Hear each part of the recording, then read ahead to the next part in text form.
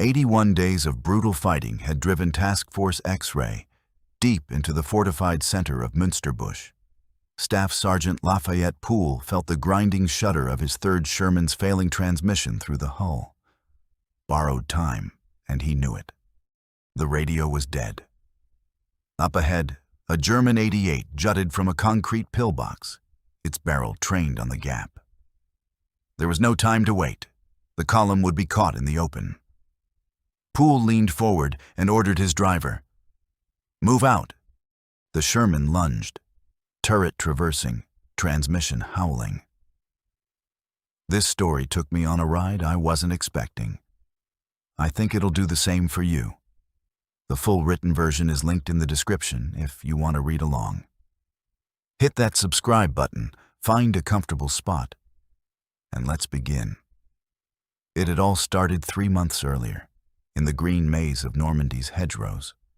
The Sherman tank smelled of oil and sweat and something metallic that Lafayette Pool couldn't quite name. Texas, the wide fields around Odom, the dust devils spinning across his father's farm, had never smelled like this. He pressed his eye to the periscope, watching the hedgerows of Normandy slide past in thick green walls that choked the horizon down to nothing. Staff Sergeant Pool wiped his forehead with the back of his glove. The heat inside the tank made the air shimmer. 5 men crammed into 30 tons of steel, rolling through France on the 23rd of June, 1944. Behind them, the invasion beaches were already fading into memory. Ahead, somewhere past these damned hedges, the Wehrmacht was digging in. "War, Daddy," Corporal Wilbert Richards called from the driver's seat, his voice crackling through the intercom. They all called him that now. The name had stuck somewhere between the Desert Training Center in California and the training grounds outside Liverpool. Poole had earned it the hard way, twice refusing a commission to stay with his crew, drilling them until they moved like one organism inside the cramped belly of their Sherman. "Yeah, Red." "Road's getting narrow. You want me to slow down?" Poole scanned the hedgerows again. Dense, ancient. The bocage was nothing like the manuals promised. Each field a fortress, each lane a killing ground. "Keep your speed. We're point tank."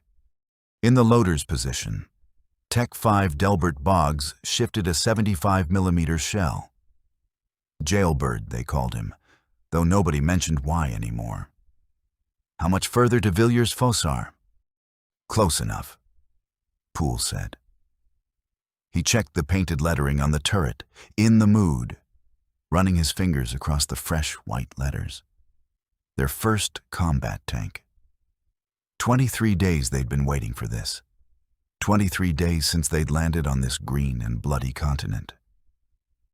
Corporal Willis Oller, hunched over the gunner's sight, made a small sound in his throat. Groundhog had the sharpest eyes in the platoon. "Movement, 200 yards. Tree line." Poole's hand moved to the turret traverse. Muscle memory from 1,000 drills. He'd memorized the eye chart to get past the Navy's vision test, then washed out anyway. The Army hadn't asked as many questions. Now here he was, peering through armored glass at a foreign country, looking for men who wanted to kill him. "Schoolboy, you awake down there?" Poole asked. Private First Class Bertram Close stirred in the assistant driver's seat. Young, younger than the rest of them. The kid had earned his nickname by actually finishing high school before enlisting.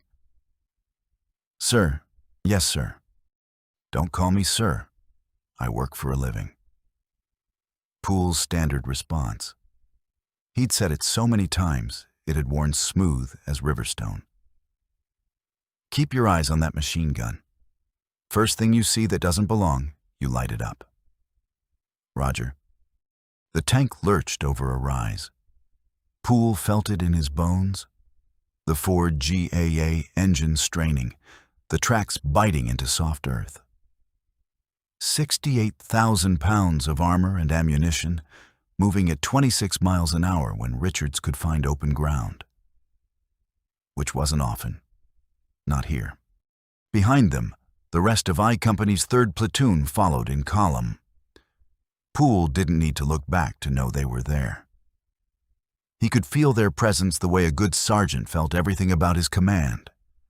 The weight of responsibility settling across his shoulders like an extra layer of armor. The radio crackled. Lieutenant Morrison's voice, tinny and distant. "All units, we have reports of enemy armor in sector. 2nd Panzer Division elements, stay sharp." Poole toggled his mic. "Copy that. SAR's 2nd Panzer. The real deal. Not the training films, not the wrecked hulks they'd seen on the beaches.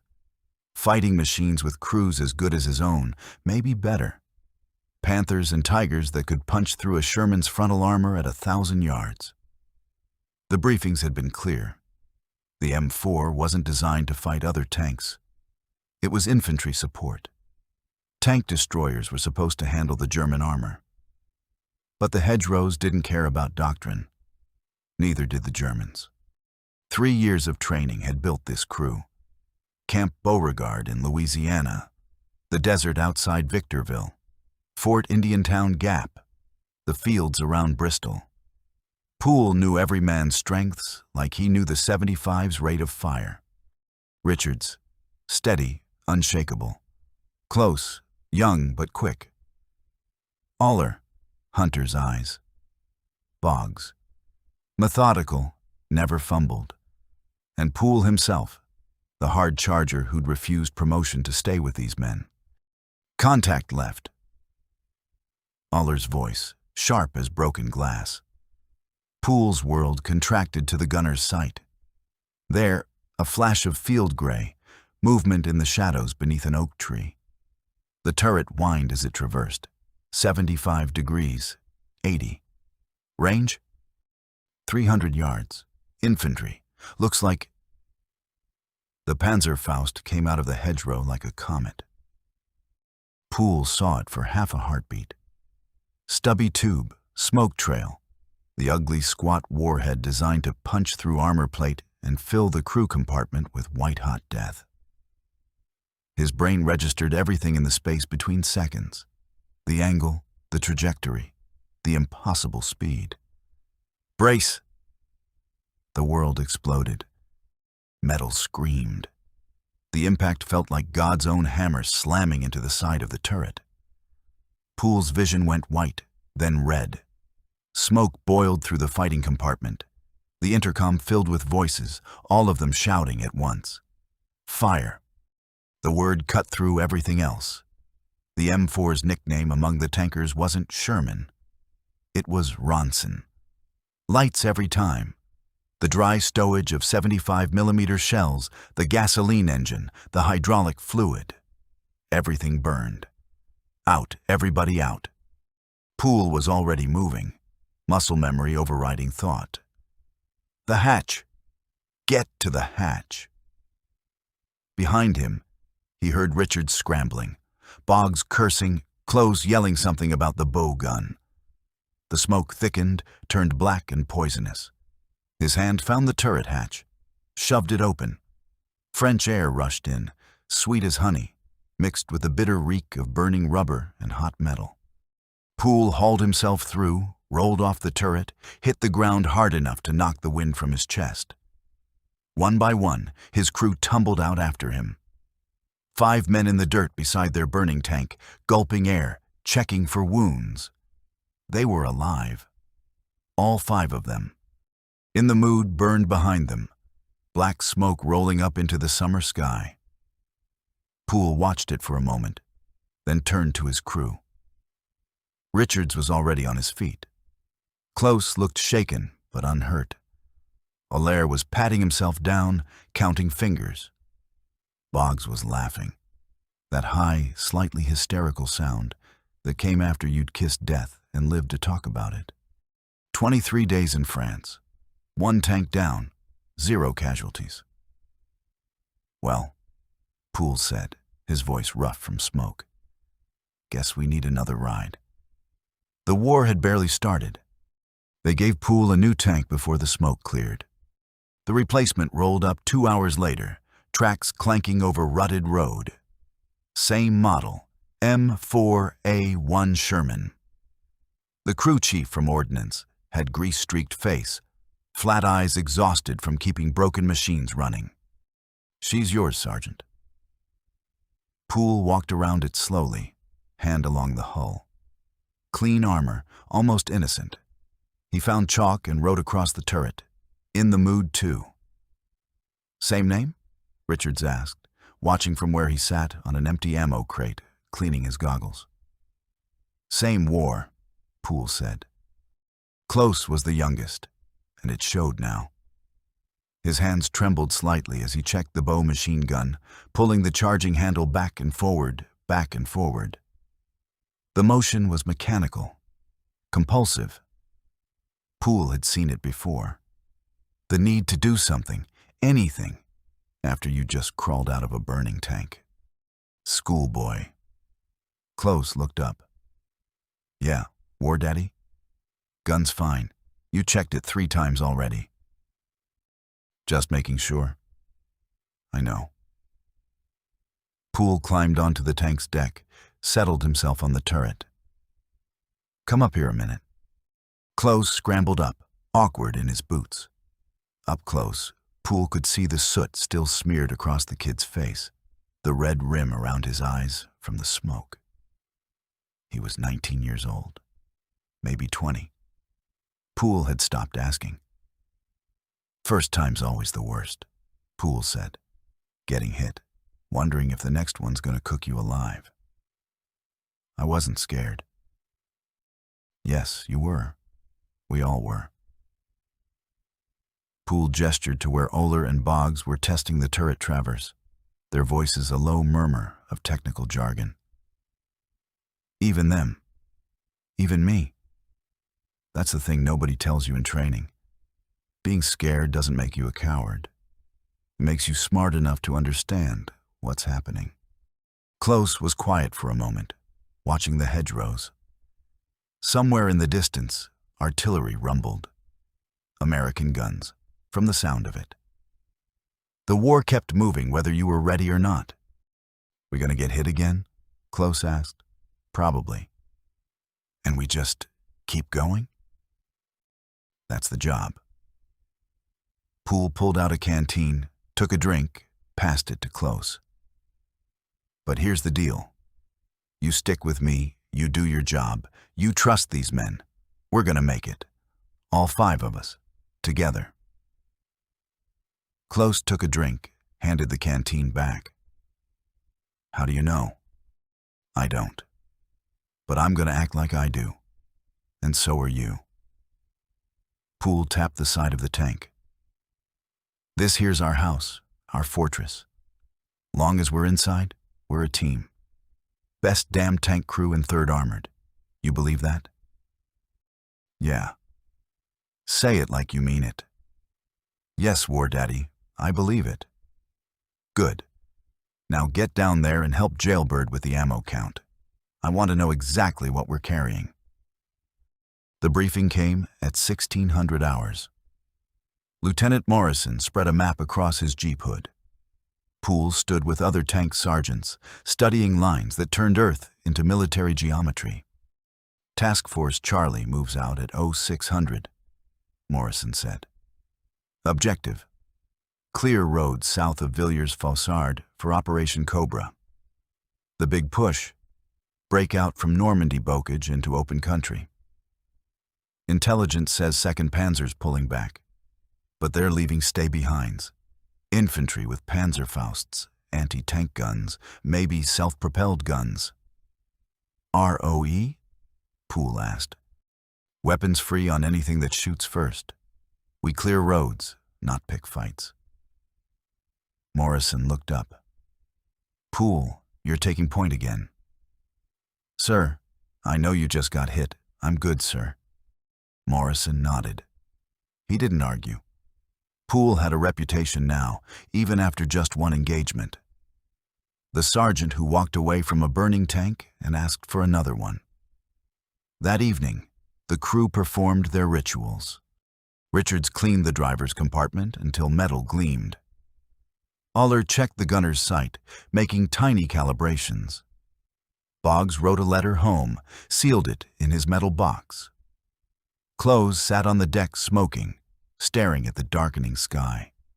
Pool walked the perimeter, checking other tanks, exchanging quiet words with crews. Trust was currency in combat. When he returned, his crew sat around a small fire, heating rations. They made room without speaking. Pool settled in, accepting coffee. "Tomorrow's gonna be different," Boggs said, stirring his rations with a spoon. "We know what to expect now." "That make it better or worse?" Aller asked. "Both." They sat in silence for a while, watching the fire. Somewhere in the distance, a machine gun chattered. Short burst, probably nervous infantry shooting at shadows.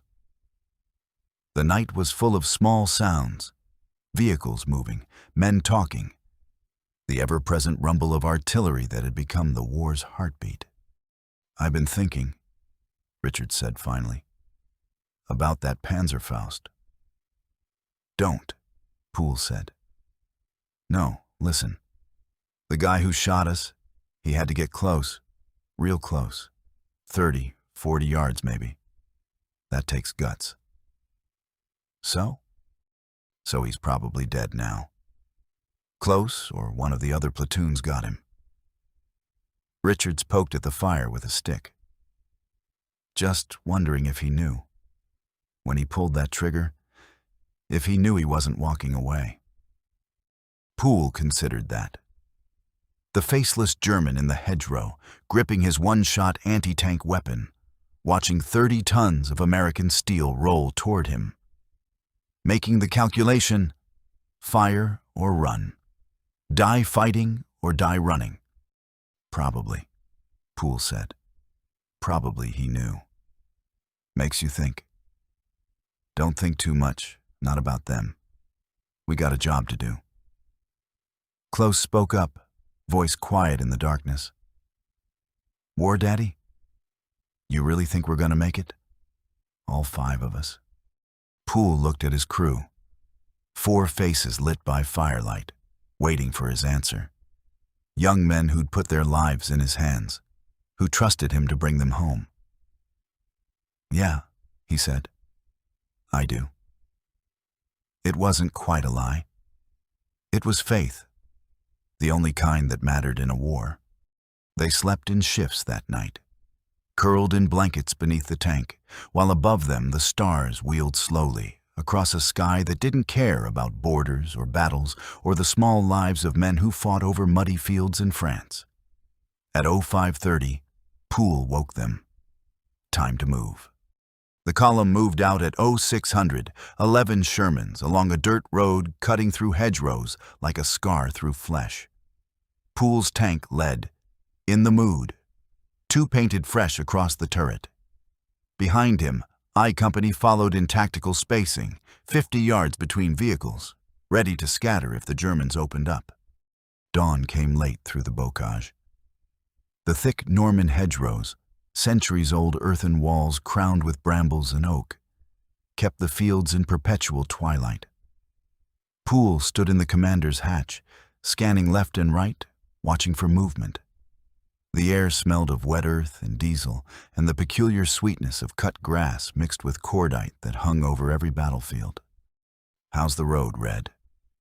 Poole asked into the intercom. "Narrow," Richards replied from the driver's seat.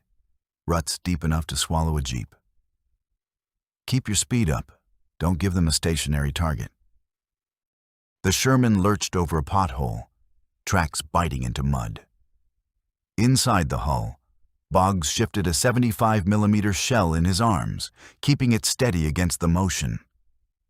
The main gun pointed forward like an accusing finger, traversing slightly as Oller tracked potential threats through his sight.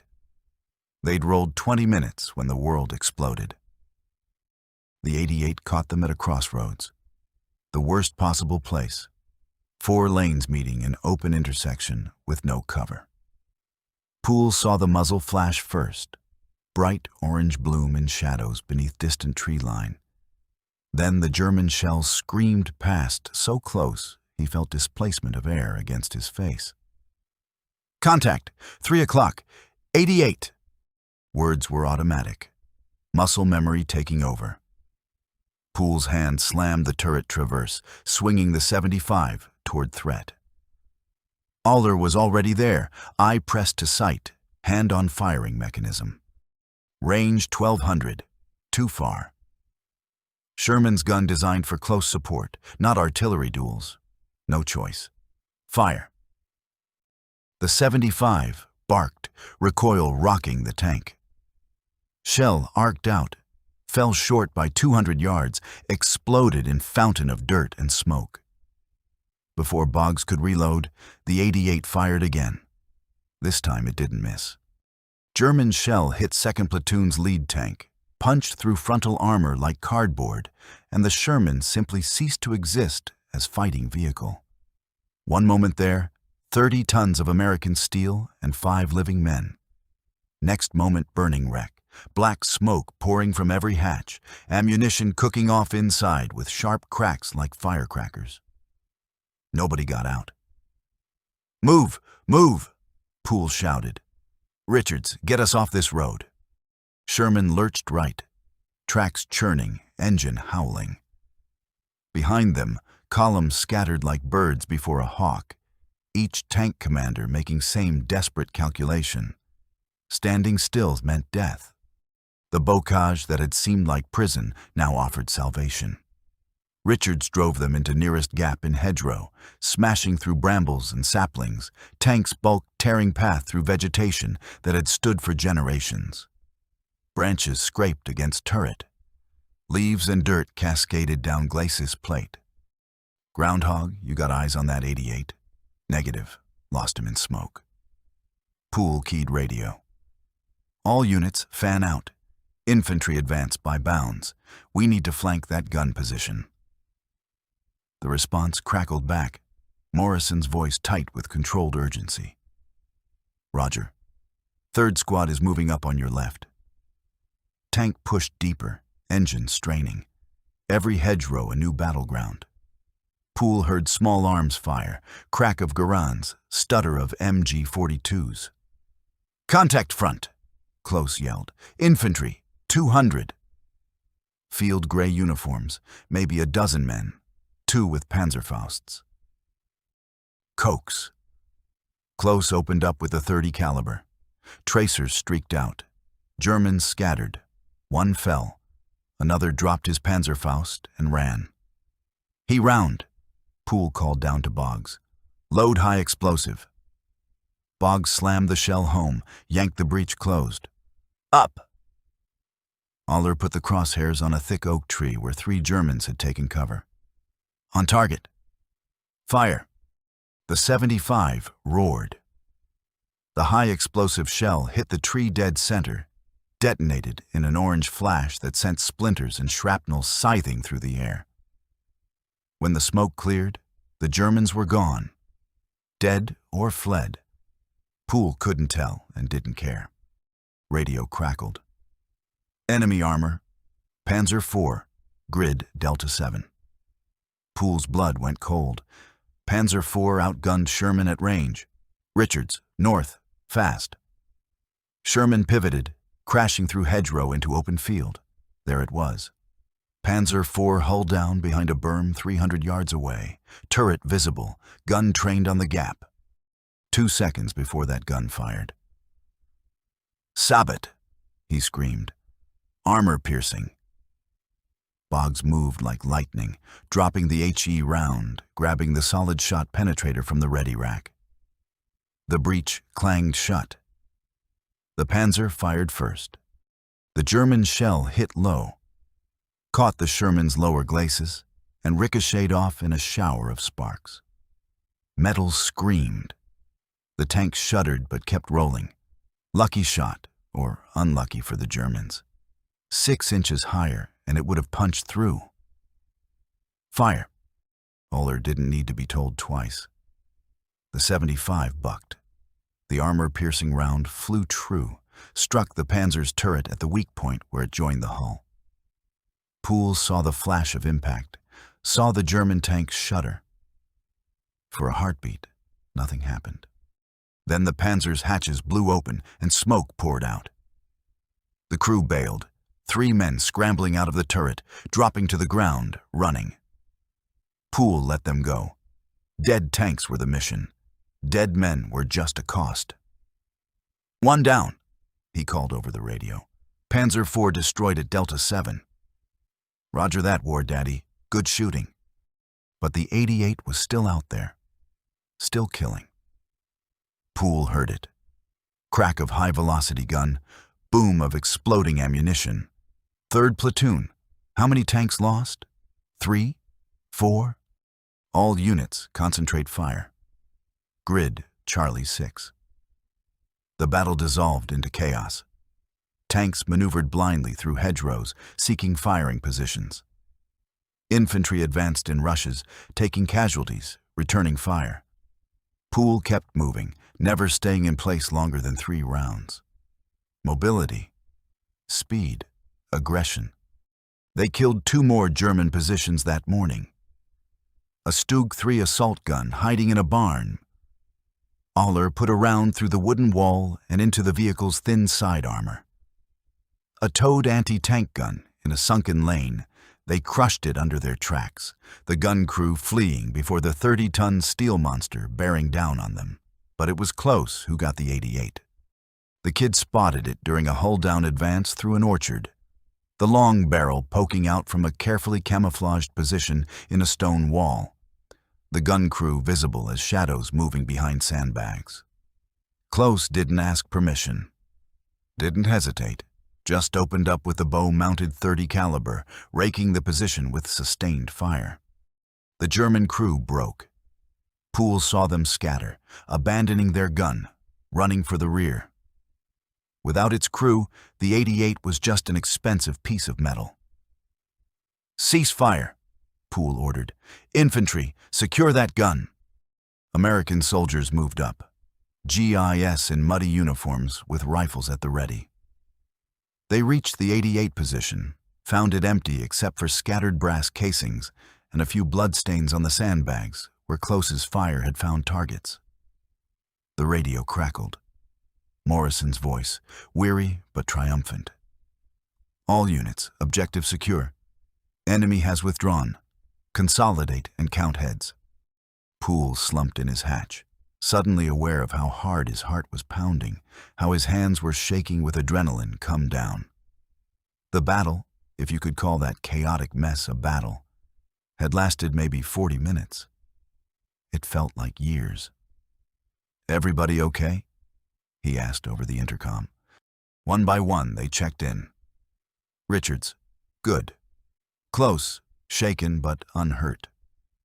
Aller, deaf in one ear from the gun's concussion, but functional. Boggs, laughing that high, slightly manic laugh again. 5 men, still alive, still together. Poole climbed out of the turret, dropped to the ground on legs that felt like rubber. Around him, the other surviving tanks of the task force were pulling into defensive positions. Medics moved among the infantry, treating wounded. Somewhere in the distance, a destroyed Sherman was still burning, sending black smoke into the morning sky. Lieutenant Morrison walked over, face streaked with soot, carrying a canteen. He offered it to Poole. "Hell of a fight, Sergeant." Poole drank, handed the canteen back.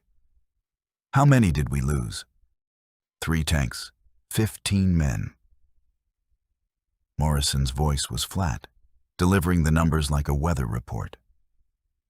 Could have been worse. Could have been worse. That was the calculus of war, not victory or defeat, just different degrees of loss. "The 88? Poole asked. "Your boy Close got it. Saved a lot of lives." Morrison clapped Poole on the shoulder. "Get your crew fed and rearmed. We move again in 2 hours. This was just the first hedgerow. We've got a whole damn country to clear." Poole looked at his tank, at the fresh scars on its armor where German shells had struck and failed to penetrate. In the mood, too. The name felt like a promise now, or a prayer. The war was just getting started. August turned France into a furnace. 3rd Armored pushed east through burning country. Operation Cobra had shattered German lines at St. Lo. Now the pursuit was on. Headlong chase across bocage into open country. Pool's tank stayed on point, always on point. 73 days of combat. The crew had settled into a rhythm born of survival. Richards drove with sure touch. Uller spotted targets before they were visible. Close had stopped flinching. Boggs loaded with metronomic precision. Pool pushed harder every day. The division raced through Chartres, crossed the Seine at night, liberated Soissons and Laon. French threw flowers. Germans fought and died and fell back. Pool's tank claimed 2 more panzers in those wild August days, plus a Stug 3 and more soft vehicles than anyone counted. They crossed into Belgium on the 2nd of September. Whole town celebrated. Pool accepted champagne from a girl in Mons, shared it with his crew while artillery hammered German positions 10 miles east. Think we'll be in Berlin by Christmas? Close asked. Maybe, Pool said. He didn't believe it. By mid-September, they'd reached Germany itself. The Siegfried Line. Concrete pillboxes, dragon's teeth, minefields. 3rd Armored punched through near Rottgen on the 12th. Pool's tank was in the first wave. They lost 2 tanks getting through. The country beyond was different. Germans fought for every house. This was their homeland, and they defended it with fury. Stolberg, Eilendorf, Münsterbusch. The weather turned. Cold rain, mud, reduced visibility. The advance slowed. Supply lines stretched thin. German resistance stiffened. Pool felt it. The war grinding down into something uglier. House to house, street to street. Blood for every yard. On the 15th, they pulled in the mood. 2 back for maintenance. 80 days straight. Tracks worn, engine burning oil, gun recoil mechanism developing hesitation. How long? Pool asked the chief mechanic. 2 days minimum. This old girl's been through the wars. Pool ran his hand along the turret. 80 days, 3 countries, a dozen German tanks destroyed. But the division couldn't wait. They pulled Boggs for medical evaluation, hearing problems. The replacement was Private First Class Paul Kenneth King, 20 years old, from Tennessee. Young, eager, untested. Pool took him aside the night before they moved out again. You know how to load a 75? Yes, Sergeant. You know how to do it when the tank's moving at 20 miles an hour over rough ground, and there's incoming fire, and the breach is so hot it'll take your skin off if you touch it wrong? King swallowed. No, Sergeant. Then stay close to me tomorrow. Watch everything. Do exactly what I tell you. Don't think. Just react. You understand? Yes, Sergeant. Pool wished he had more time. More time to train the kid, to integrate him into the crew's rhythm. But time was a luxury they didn't have. The war kept moving whether you were ready or not. They rolled out on the 18th in a different tank. Newer M4A1 with long-barrel 76mm gun. Pool christened it In the Mood 3. The mission: support 1st Infantry Division's assault on Münsterbusch. Intelligence reported light resistance, Landesschützen territorial militia, older men in great war uniforms. Intelligence was wrong. They hit Münsterbusch at 1500 hours on the 19th. The light resistance turned out to be dug-in positions, pillboxes, and at least 3 88 guns. Pool's tank led the column down a narrow street, buildings pressing close on both sides. Urban combat, the worst kind of fighting for armor. No room to maneuver. Panzerfaust teams could hide anywhere. Every window was a potential firing position. Keep moving. Poole ordered Richards. "Don't stop for anything." The Sherman rumbled forward, tracks loud on cobblestones. Close swept his bowgun left and right, ready to hose down any threat. Aller tracked the main gun across windows and doorways. King crouched in the loader's position, hands shaking slightly as he gripped a 76mm shell. Infantry moved up behind them, using the tank as mobile cover. Poole could hear them, boots on stone, the rattle of equipment, occasional bursts of rifle fire as they cleared buildings. The first .88 shell came from dead ahead. Poole saw the muzzle flash, a pillbox at the end of the street, gun barrel protruding from a narrow firing slit. He opened his mouth to shout a warning, but the German gunner was faster. The shell hit low, struck the Sherman's bow, and ricocheted off in a shower of sparks and torn metal. Lucky, 6 inches higher, and it would have punched through. The impact threw Poole against the turret rim hard enough to see stars. "Back! Back!" he screamed into the intercom. Richards threw the transmission into reverse. The Sherman lurched backward, tracks spinning, engine roaring. Another shell from the .88 screamed past where they'd been a second earlier, hit the building behind them, exploded in a shower of brick and mortar. "We can't stay here," Richards yelled. "Hard right, next street." The tank pivoted, found an alley, crashed through a wooden fence into what had been someone's garden. The .88 couldn't depress low enough to hit them here. Small mercies. Poole keyed the radio. "Task Force X-ray, this is War Daddy. We've got an .88 in a pillbox. Grid coordinates." Static. The radio was dead, either knocked out by the hit or just choosing the worst possible moment to fail. "King," Poole called down. "Radio's out.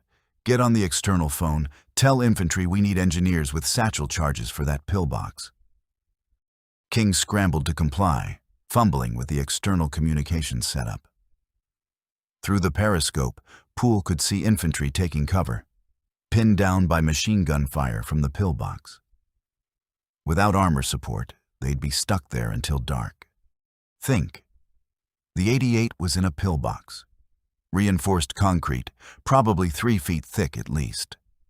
The 76 couldn't penetrate that. Artillery might, but they had no comms to call it in. Infantry could do it with demolitions, but they couldn't get close enough while that gun was active. "Groundhog?" Poole said. "Can you get a shot through that firing slit?" Aller pressed his eye to the gunner's sight. "Maybe. It's a hell of a tight shot. Maybe 18 inches wide. 18 inches is big enough for a 76mm shell. If I miss, you won't miss. You never do." Poole saw Aller's shoulders straighten slightly. Pride, trust, the things that held a crew together when everything else was falling apart. "Richards, move us forward. Slow. Just to where we can get line of sight on that pillbox. That's going to put us right in the .88's kill zone." "I know. That's why we're not stopping." The Sherman crept forward. Poole counted seconds in his head. They'd have maybe 3 heartbeats between when they cleared the corner and when the German gunner could fire. 3 heartbeats to acquire target, aim, shoot. Everything depended on timing and luck, and Aller's steady hand on the trigger. "Stand by," Poole said quietly. The tank nosed around the corner. The pillbox came into view. Concrete bunker, firing slit, dark shadow of the .88 inside. "Target," Aller called. "Fire." The 76 roared. Poole didn't wait to see if it hit. "Back, now." The Sherman lurched into reverse just as the .88 fired. The German shell passed so close, Poole felt the heat of it. Missed the turret by inches, hit the building behind them with a tremendous crash. "Did we hit?" Poole demanded. Aller was already peering through the sight. Check fire. Pillbox is smoking. I think, yeah, confirmed. Direct hit through the firing slit. Guns disabled. Pool let out a breath he hadn't known he was holding. Around them, the sound of small arms fire intensified as American infantry pushed forward, no longer pinned down. But something was wrong. Richard's voice came through the intercom, tight with controlled panic. "War Daddy, we've got a problem. Final drive's making a bad noise. Real bad.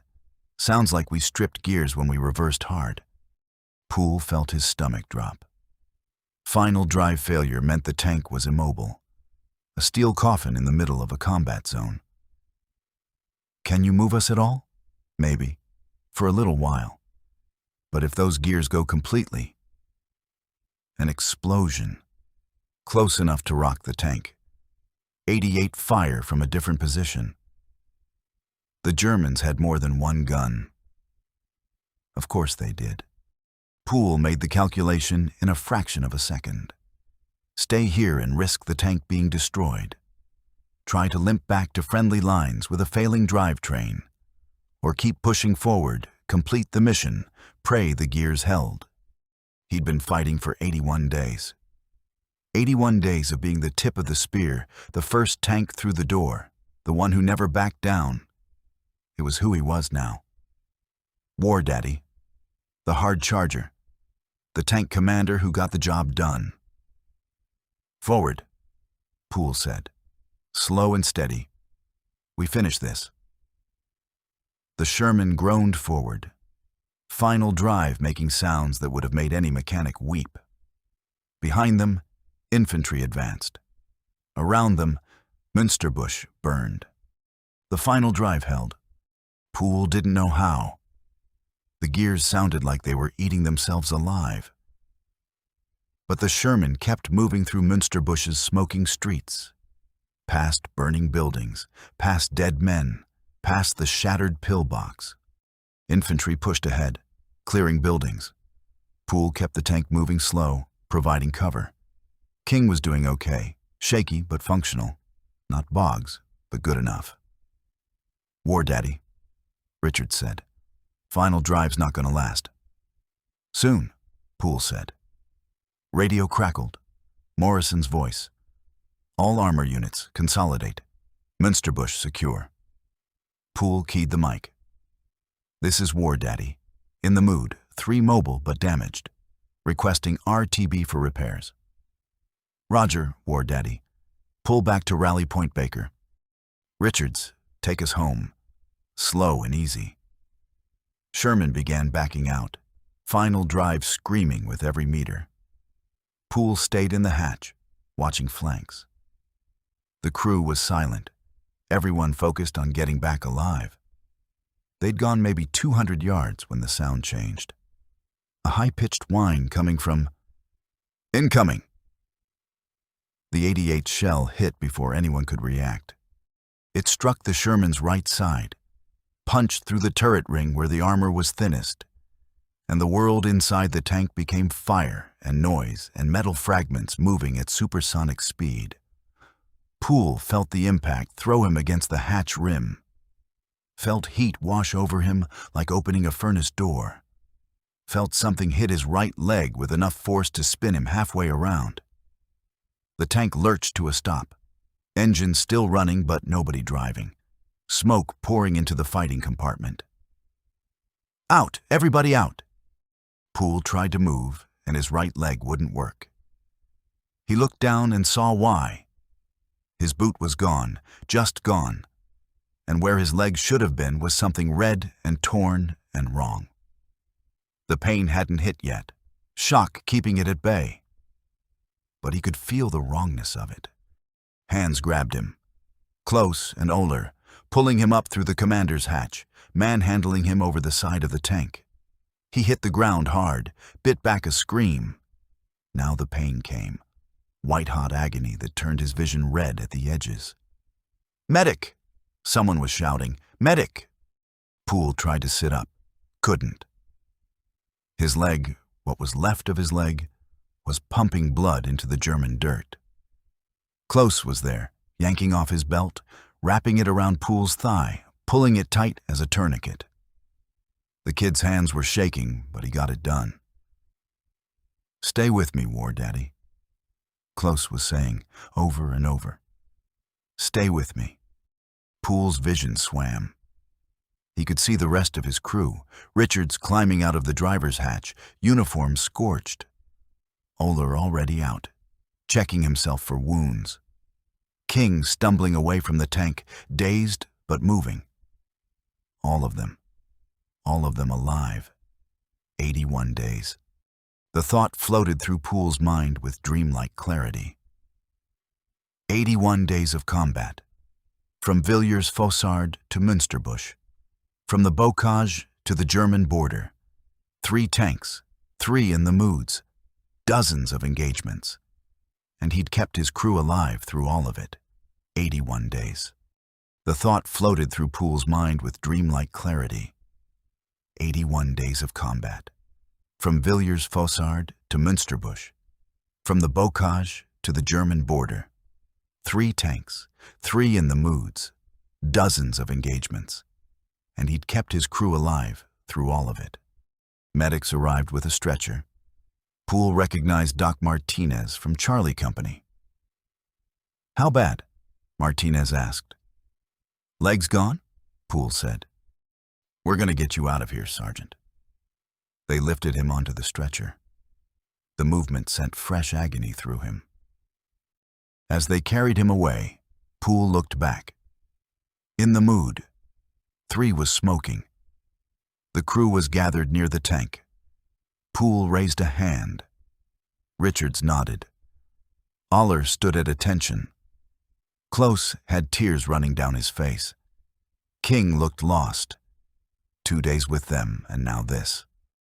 "Take care of them," Pool tried to say, but he wasn't sure if any sound came out. Medics moved faster, jogging toward an aid station. Pool's vision went gray at the edges. Blood loss, shock, both. Inside, more medics swarmed. Someone cut away his uniform. Someone else stuck morphine in his arm. The pain began to recede. A doctor appeared, young captain with blood on his hands. He looked at Pool's leg, made a decision. Field hospital. Now. He's lost too much blood. They loaded Pool into an ambulance. He could hear artillery still firing, the war going on without him. His war was over. The thought should have brought relief, maybe, or sadness. Instead, Pool felt only a strange numbness that had nothing to do with the morphine. 81 days. He'd led from the front for 81 days, been the tip of the spear, the tank that went first through every door. And now, he was being driven away from the battle in the back of an ambulance with half a leg and his crew still back there without him. The ambulance hit a pothole and Pool gasped at the jolt of pain that cut through the morphine haze. A medic beside him adjusted something. The tourniquet, maybe, or the IV drip. "You're gonna make it, Sergeant," the medic said. "We'll have you at the field hospital in 20 minutes. 20 minutes. Pool tried to calculate how far they'd come from Normandy.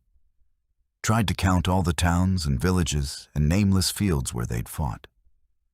Tried to remember the faces of the men who hadn't made it, the tank crews who'd burned, the infantry who'd fallen, all the names and faces that were already starting to blur together. But what he kept coming back to was his crew. Richards, Oler, Close, Boggs, wherever they'd sent him. Even King, the replacement who'd had 2 days with them. They'd survived. All of them. That had to mean something. Had to count for something. 81 days and he'd brought them through alive. The ambulance hit a pothole and Pool gasped at the jolt of pain that cut through the morphine haze. A medic beside him adjusted something. The tourniquet, maybe, or the IV drip. "You're gonna make it, Sergeant," the medic said. "We'll have you at the field hospital in 20 minutes. 20 minutes. Pool tried to calculate how far they'd come from Normandy.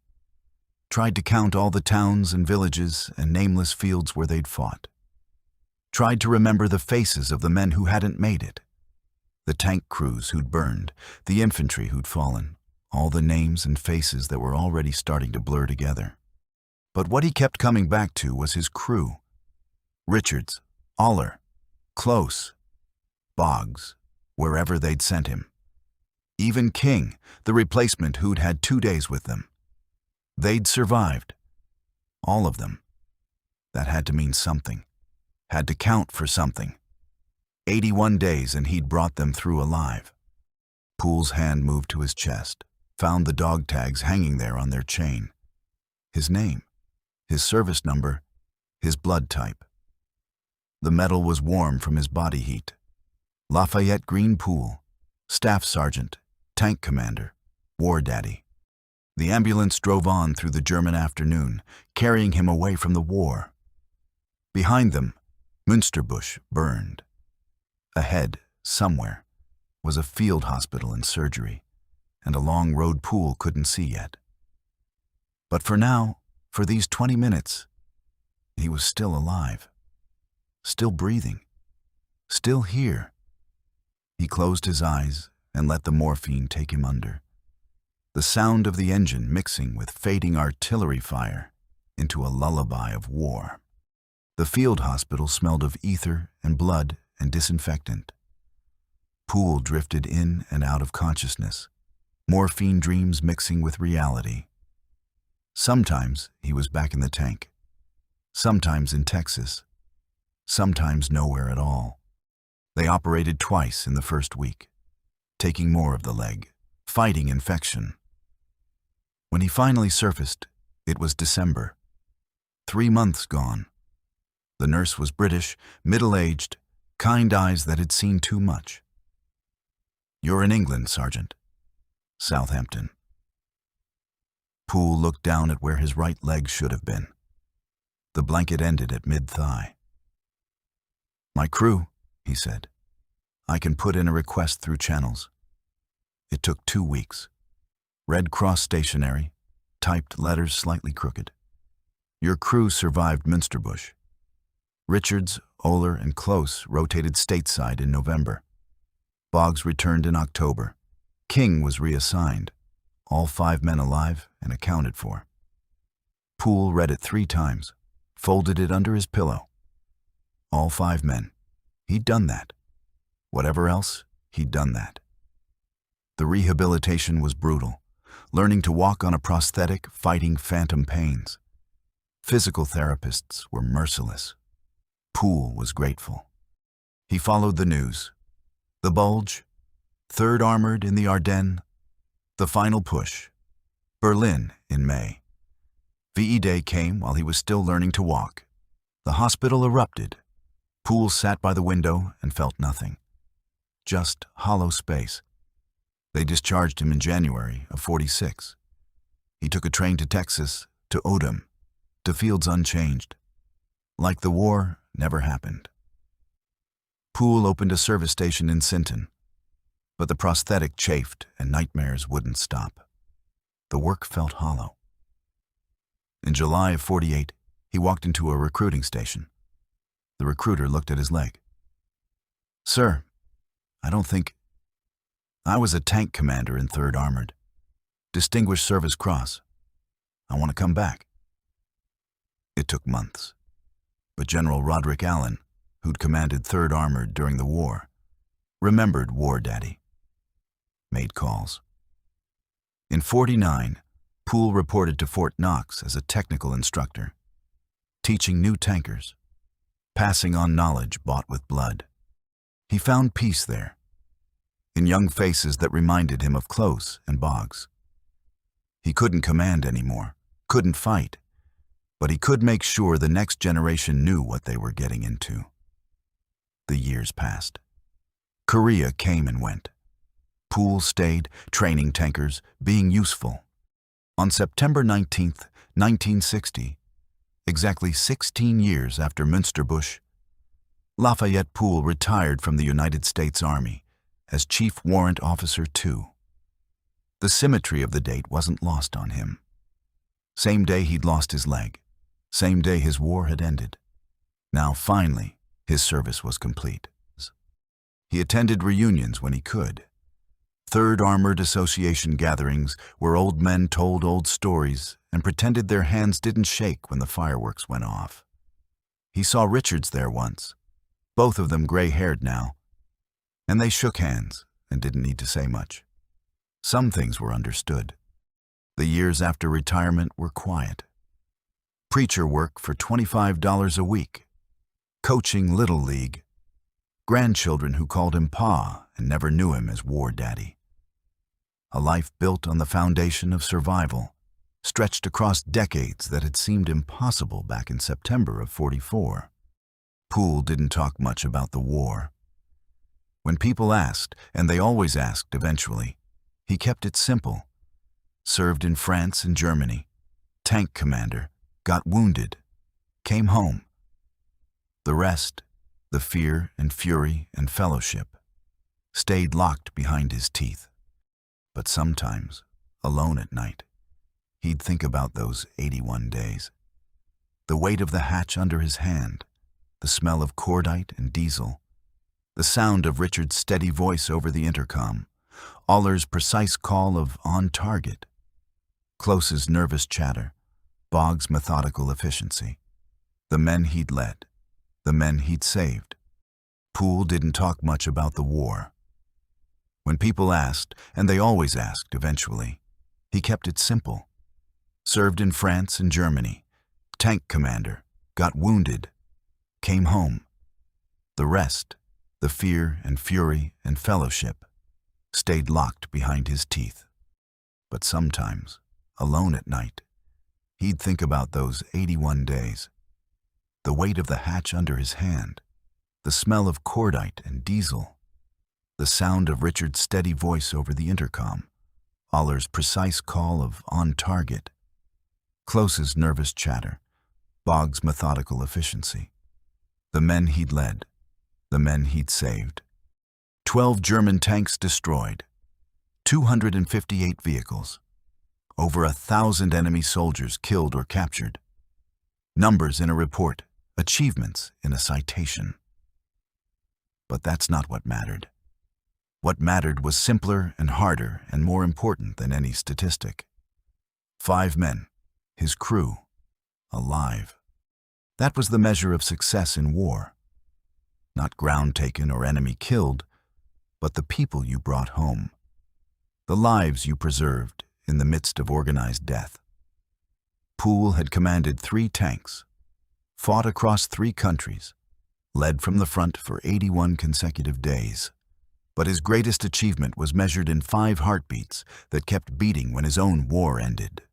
On May 30th, 1991, Lafayette Green Pool died peacefully in his sleep in Killeen, Texas. He was 71 years old. They buried him at Fort Sam Houston National Cemetery in San Antonio with full military honors. The American flag draped his casket.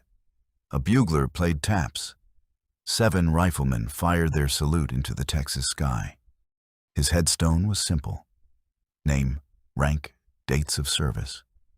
No mention of War Daddy or Tank Ace or the Distinguished Service Cross. Just another soldier's grave in a field of white markers that stretched toward the horizon. But somewhere in the records, in old after-action reports and fading photographs and the memories of the men who'd served with him, was the truth. Not the legend of America's greatest tank ace, but something simpler and more profound. A Texas farm boy who memorized an eye chart to go to war. A sergeant who twice refused promotion to stay with his crew. A commander who led 81 days from the front and brought his men home alive. A man who lost his leg but never lost his sense of duty. Who came back to service even when he couldn't fight. Who spent his life teaching others what war had taught him. The names were written in his heart, carried through all the years between Münsterbusch and Fort Sam Houston. Richards, Oehler, Close, Boggs, King. 5 men who lived because one man refused to let them die. That was Lafayette Pool's real legacy. Not the kills or the medals or the tanks destroyed, but 5 lives preserved. 5 men who went home to their families, raised children, grew old, lived the futures that war tried to steal from them. In the end, that was enough. More than enough. It was everything.